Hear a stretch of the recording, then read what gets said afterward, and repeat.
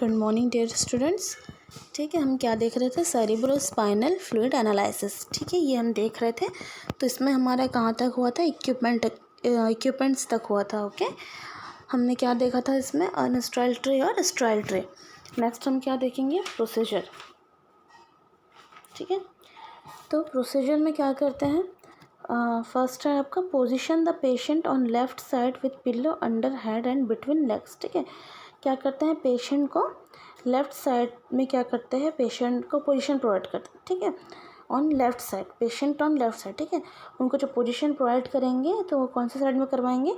Left side में करवाएंगे। ठीक है, with the pillow under head, उनके एक हेड के नीचे पिल्लो देंगे और बिटवीन द लेग्स। ठीक है, समझ में आया? उनको लेफ़्ट साइड पे टर्न होके पोजीशन देंगे, लेफ़्ट साइड में सुलाएंगे और उनके हेड के नीचे पिल्लो देंगे और उनके पैर के बीच में पिल्लो देंगे। Make the patient to lie on firm surface with spine parallel to edge of bed. ठीक है,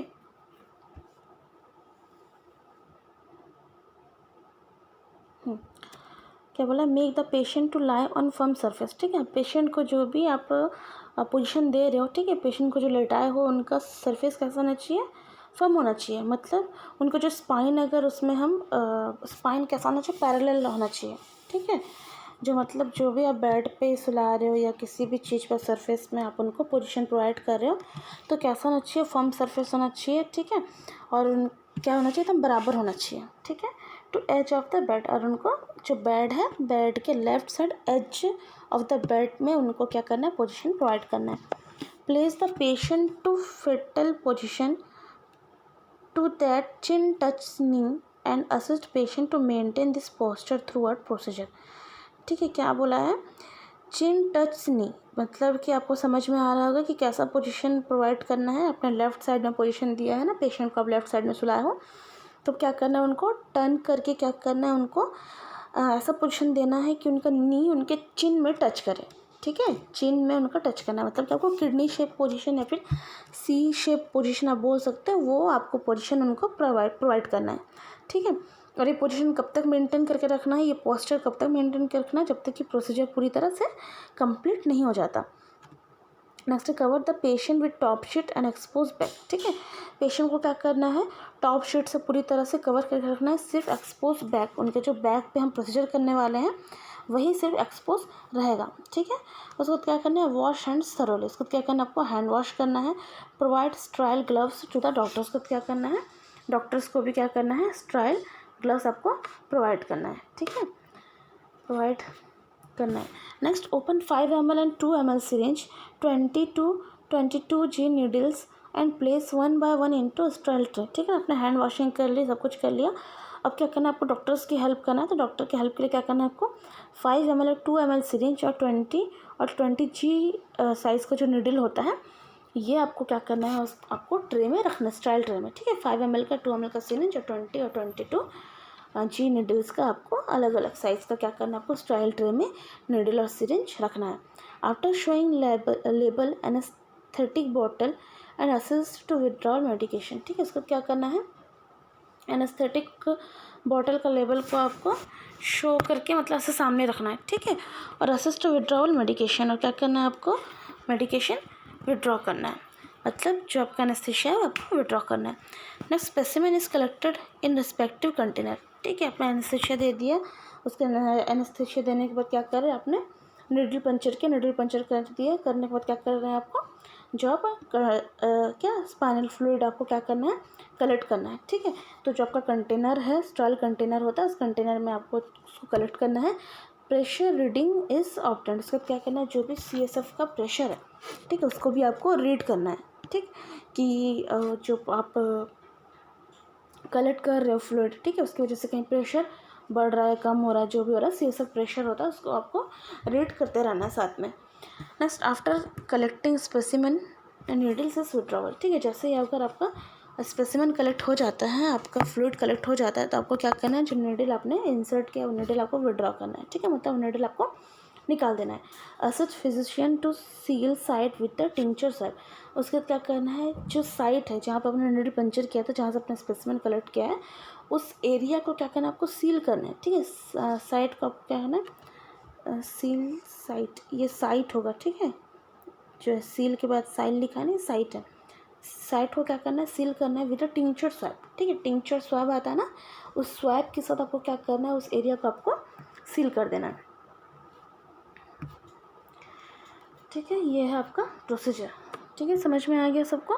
पेशेंट को पोजीशन देना है, पोजीशन देने के बाद उनको उनकी पोस्चर में लाना, ठीक है। जो नी किडनी शेप पोजीशन है या फिर सी शेप पोजीशन और पोजीशन में लाके प्रोसीजर को कंप्लीट करना है, ठीक है। उसका क्या करना है, उनको पेशेंट को कवर करना है, सिर्फ बैक को ही एक्सपोज करके रखना है, मतलब जहाँ पे प्रोसीजर होगा सिर्फ उसी को एक्सपोज करना है। हैंड वॉश करना है, डॉक्टर को ग्लव्स प्रोवाइड करना है। जैसे आपका हैंड वॉश हो जाएगा तो 5 ml 2 ml 20 और 22 जी का नीडल सिरिंज आपको ट्रे में रखना है। ट्रे में रखने के बाद आपको एनेस्थीसिया लेवल चेक करना है, एनेस्थीसिया बॉटल चेक करना है। चेक करने के बाद वहाँ से आपको एनेस्थीसिया निकालना है। निकालने के बाद आप एनेस्थीसिया दोगे, देने के बाद पेशेंट का वो एरिया क्या होता है, पूरी तरह सुन हो जाता है। क्यों? क्योंकि आपने एनेस्थीसिया दिया है, ठीक है।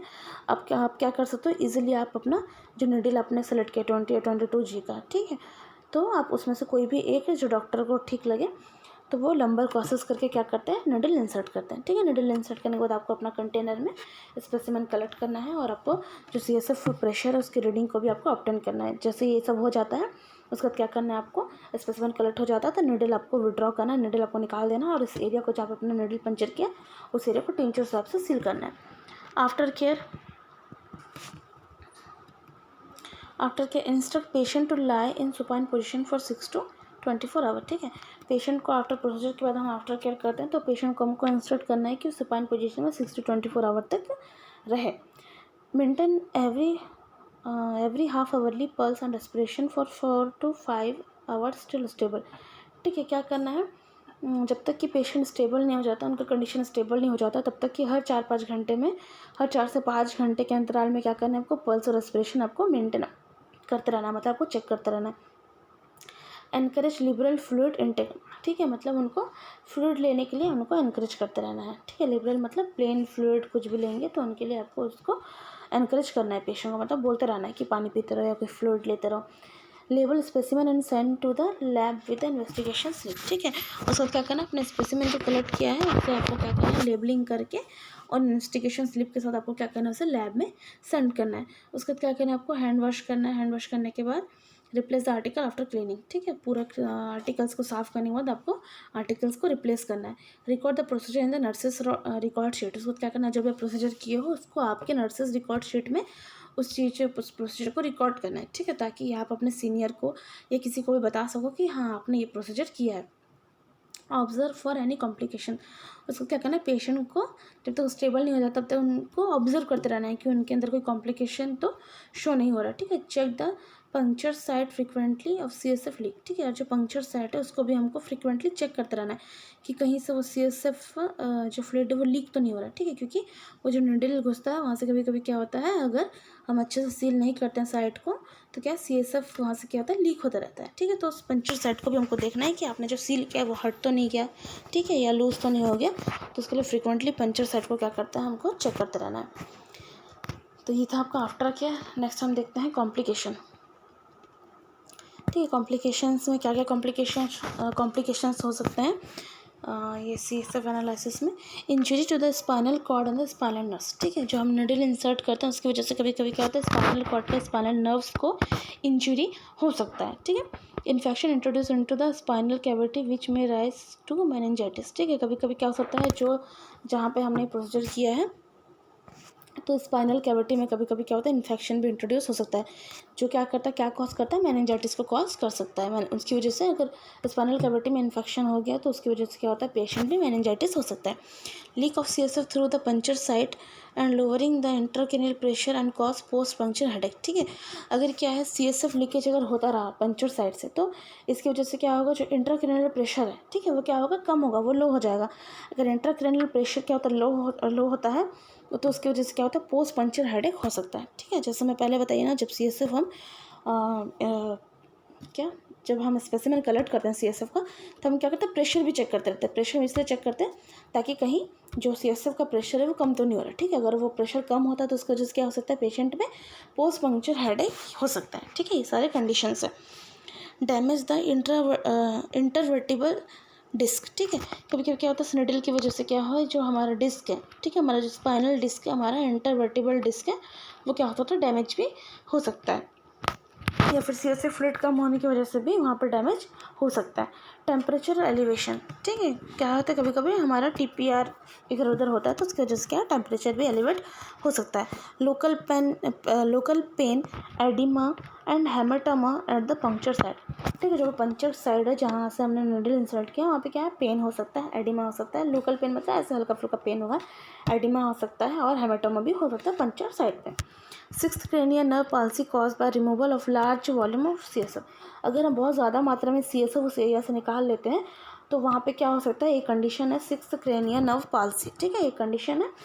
तो ये सिक्स्थ क्रेनियल नर्व पाल्सी, ये कंडीशन पेशेंट में हो सकता है। तो ये सारे क्या है कॉम्प्लिकेशन है, इसलिए जब सीएसएफ फ्लूइड हम कलेक्ट करते हैं तो बहुत ही केयरफुली हमको करना है, ठीक है, जितना हमको नीड है, हमको जितने में टेस्ट करना है उतना ही हमको सीएसएफ स्पेसिमेन कलेक्ट करना है, ठीक है, वरना ये सब कॉम्प्लिकेशंस आ सकते हैं। तो हमने देखा सेरिब्रोस्पाइनल फ्लूइड का प्रोसीजर, ठीक है, आफ्टर केयर और कॉम्प्लिकेशंस। तो इसके साथ ही क्या है आपका ये जो सेरिब्रोस्पाइनल फ्लूइड एनालिसिस का टॉपिक है ये आपका कंप्लीट होता है, ठीक है। नेक्स्ट क्लास में हम देखेंगे स्प्यूटम एग्जामिनेशन। नेक्स्ट आपका है स्प्यूटम एग्जामिनेशन, ओके। तो आज के लिए बस इतना ही।